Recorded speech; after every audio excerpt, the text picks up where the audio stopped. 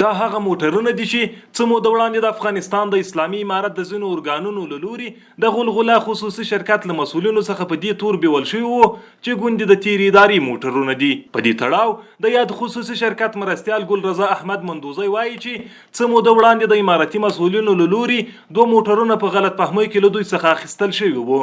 چې له هغه وروسته د امر بالمعروف وزارت د شکایتونو اوریدلو برخې د مسؤلینو له پلټنې وروسته معلومه شوه چې یاد موټرونه شخصي ملکیت دی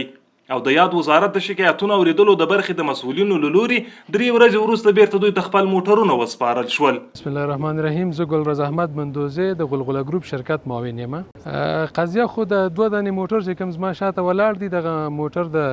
غلغله ګروپ شرکت ملکیت وو، خو بیا موږ رالو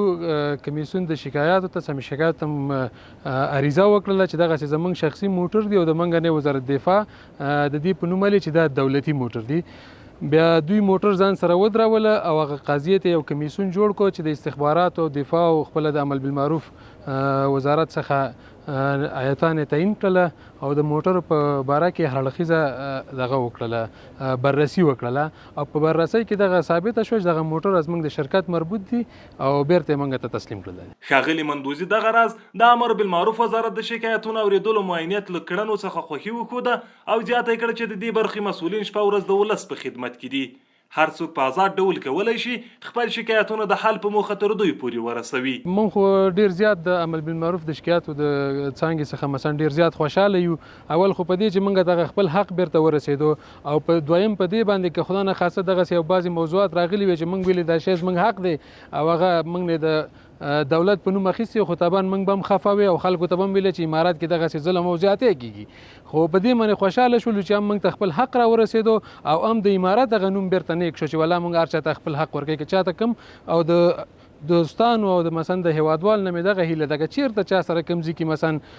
یا قصدن یا سهوا یا په ده باندې کوم مشکل راځي نو عمل بالمعروف شکایت ته راشي چې زموږ د اول شکایت نه دی څو ځلې دلته موږ راغلي یو او ماشاءالله موږ د خپل حق بیرته سپارلی دی. د قضیې د لارو روښانتیا په پار د امر بالمعروف وزارت د شکایتونو اوریدلو معاینیت اړوند د شکایتونو د څیړنې او څار رئیس مولوي عبید الله داسې وویل. بسم الله الرحمن الرحیم.